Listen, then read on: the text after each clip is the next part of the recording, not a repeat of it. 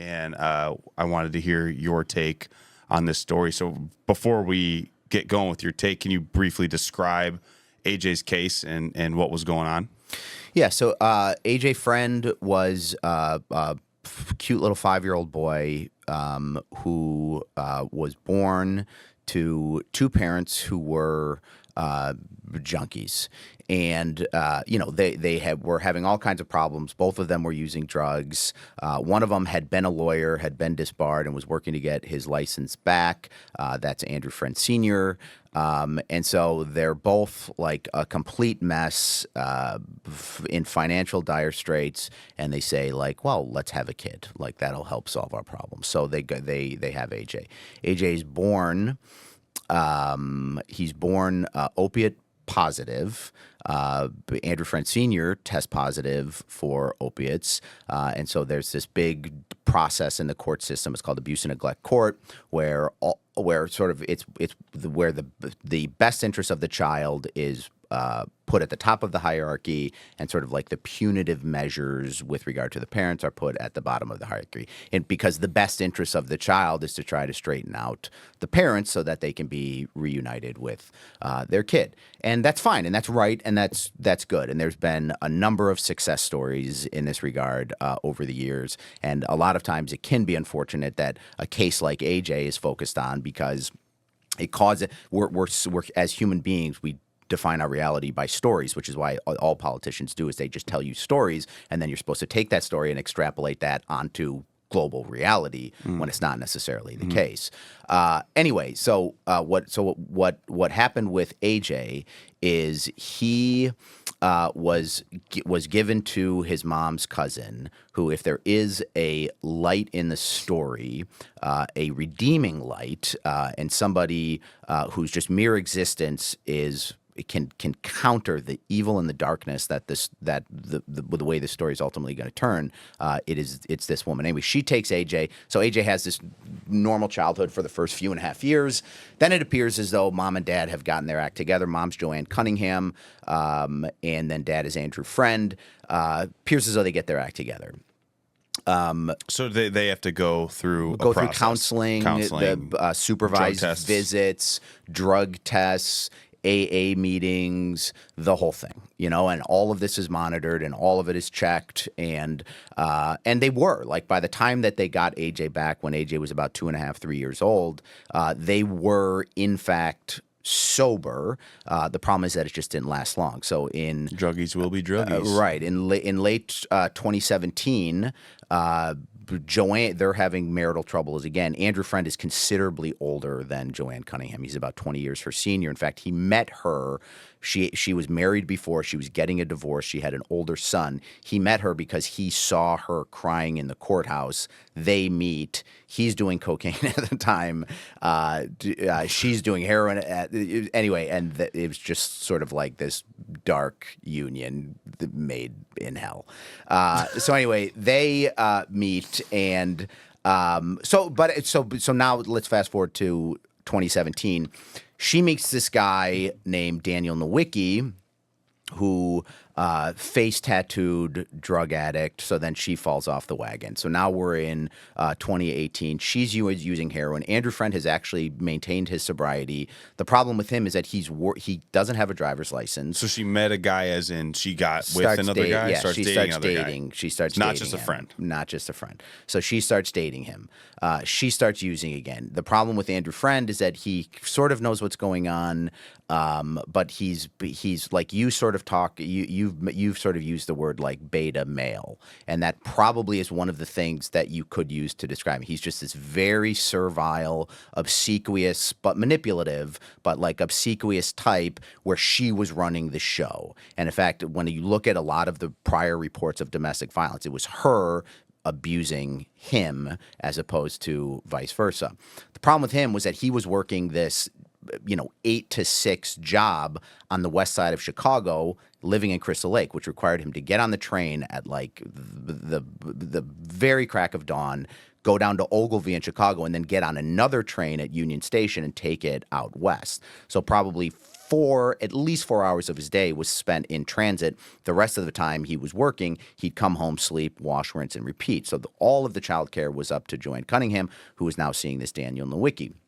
So anyway, in March of 2018, Daniel Nowicki and her are she washes up in a western suburb. She's got track marks running up and down her arm. The police find her in a car, knock on the window. She's passed out. They say, hey, what's going on? They bring her to one of the hospitals there. So, she refuses urine tests. She refuses to be treated. She's getting combative. She wants to get – anyway, they call Andrew Friend, who shows up with the two children, AJ and AJ's brother. And they can, again, they – half-brother? Brother. Okay. So he was 2.5 at the time. Okay. And this time AJ's 4.5, 5. Anyway, they see the shirts on backward. They look dirty, unkempt. Andrew seems hectored, to say the least. But one of the social workers notices like this weird, strange bruising on AJ's forehead. So it's like, what's going on there? So they call DCFS. Now, DCFS is required within 24 hours to make contact with the alleged victim in any case of abuse. Well, DCFS in this case caught up with them 5 weeks later, okay, in the front yard of their house because they refused to return their phone calls and there wasn't a ton of follow through on the side of DCS. And they just convinced the DCFS agent that they're blithely living the suburban dream. And they close. She meets AJ. Joanne is a very manipulative and smart person. And so she meets the family. He's a lawyer. He can work his way around a conversation with DCFS. They convince them that everything's fine, nothing to see here. So that case is closed. In July of 2018, Joanne Cunningham again washes up, and this time she shows up at Sinai Hospital in Chicago, and she says that she wants to commit suicide and walk in front of a bus because she can't stop using heroin. And they ask her, how much are you using? And she says 12 bags every single day. They say, okay, well, we're going to commit you to our psych ward. So they commit her to the psych ward, and she gets kicked out the next day because she attacked an orderly. All right, so there's a Chicago police report filed. So now that police report exists, all right, for anybody to find as long as they run a background check.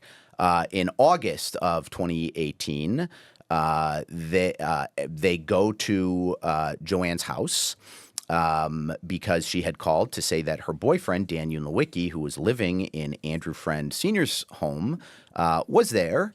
And he had stolen all her Suboxone. And if you are read in on sort of some of the things that they're doing now, the medication-assisted treatment, which we can talk about is another problem, but they give you Suboxone as opposed to you going to the methadone clinic. So it's basically over-the-counter form of methadone. So she had stolen all his Suboxone, and they were like, okay, so the police are asking her, they're like, okay, well, what did you do last night? She goes, I don't really remember. We went out for a walk, and next thing I remember, I passed out in bed. So obviously she was using drugs. No effort really to check on the kids. Okay, now we come to December of 2018.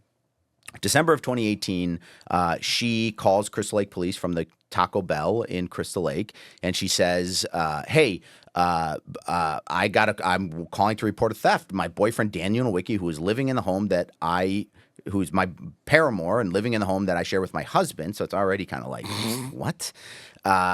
He stole my Suboxone. Again, so now it's the exact same phone call. So police show up when they get to the Taco Bell. Remember, it's December. The kids are in the house. No, AJ and his brother were there in the car in nothing but their pull-ups and a T-shirt in the middle of December. So the police officer's like, look, let's get the kids back to the house, and then we'll figure this out. So they go back to the house, 94 Dole Avenue. It's vile, it's disgusting. There's dog feces, urine feces, rat droppings. The whole thing's a mess. It's cluttered. But the kids have been living here. Yeah, the kids are living there. So it's like a hoarding type of thing. So all these months are going by. Yeah. DCFS did their check. And the kids are living in this situation while she's making calls to the police about this Daniel Nowicki living there and stealing stuff. Yes, and so now what the fuck? So now in December, DCFS gets involved again. But while the police are there, so they go back to the house. AJ comes in, and they're like, and he's reaching for some fries, and they see this bruise above his hip, not like a bruise, but like a big nasty, Yellowing, purple. yellow purple thing that's wrapping around his body. That is, if you saw it, you'd be like, "Holy man, kid! Like, were you in a car accident?" Pictures of it? Oh yeah, of course.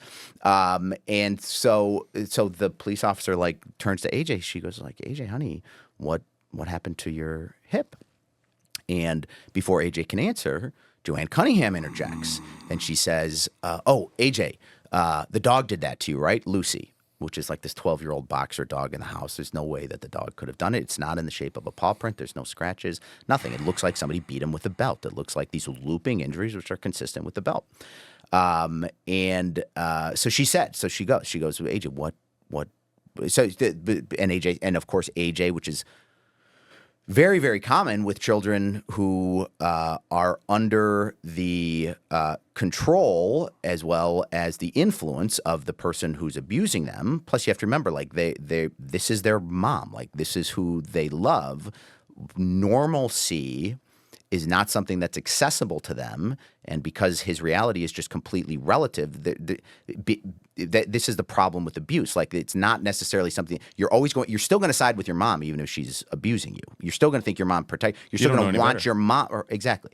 So he goes, yeah, Lucy the dog hit me. Okay, so the police officer, to her credit, was like, no way, like, let's head to the police station.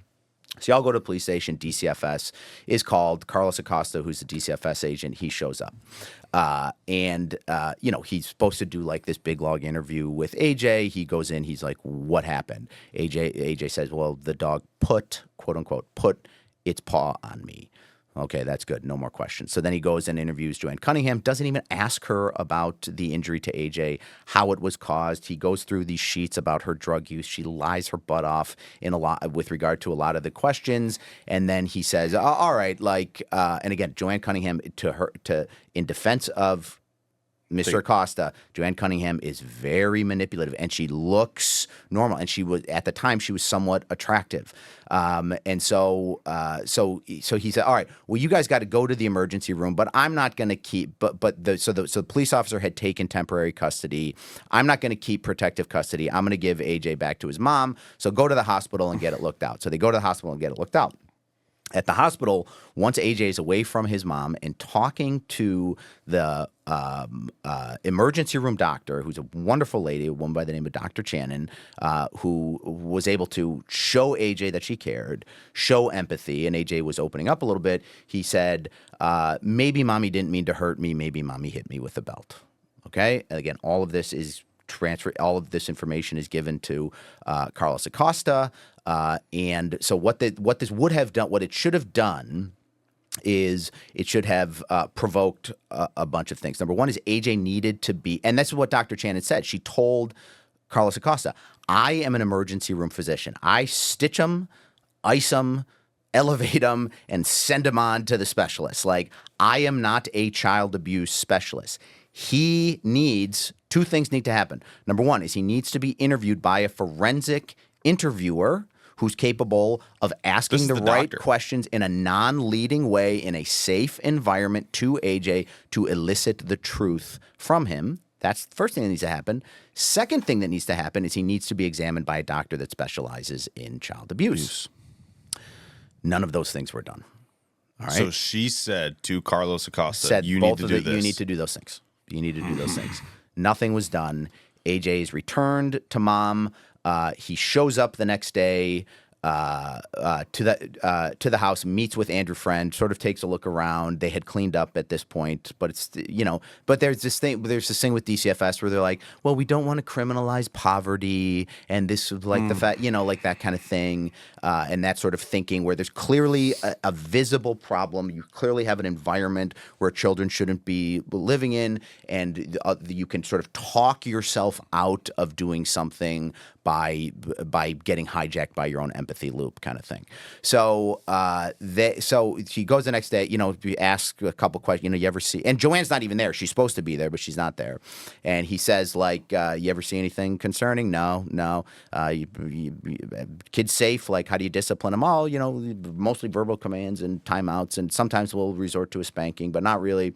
Okay, like nothing to say. So that's it. Nothing to see here. Case closed. AJ, buddy, good luck, but we made sure that you're in good hands.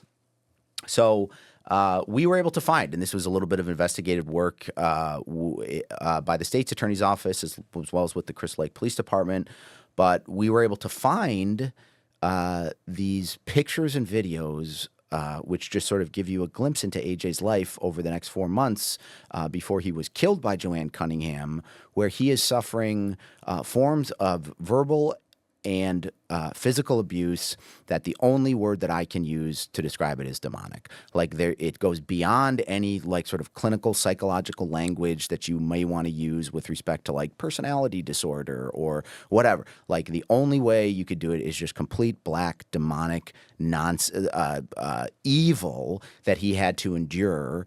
And I could just paint a picture for you. Like one of the videos is her berating AJ for having peed in his bed. Now, keep in mind, she locks him in his room for hours. She's videotaping herself. She's videotaping her. She's videotaping AJ with like this gauze wrap around his waist. He's otherwise naked. His face is black and blue and swollen. He has raccoon eyes, and she's just berating him for having wet his bed. Despite the fact that she will not let him out of his room, and probably is not like, other than taking her Suboxone, sitting on the couch and talking to her boyfriend Daniel Nowicki, who at this point is in jail on drug charges. She's probably doing no form of parenting whatsoever. But there's a number of instances where AJ has bruises over his head, and she's yelling at him, berating him, and it's just it's darkness, and it's something that if you ever saw it. And we've been very reticent to show the public to it because of privacy concerns with respect to AJ, but also because these things will haunt you for the rest of your life. April 19th of 2019, AJ has hidden underwear that he has wet in his closet. Joanne, with Andrew Friend in and around the area going up and down. But again, she was the one that sort of called the shots. She takes him into a cold shower, gives him a cold shower, and proceeds to beat him to death with a shower head. And AJ is wobbly, and they put him to bed. And at some point in that night, freezing cold, he succumbs to an anoxic brain injury, which is his brain had swollen so big that it could no longer sort of be encased by his cranium, lack of oxygen, and AJ dies.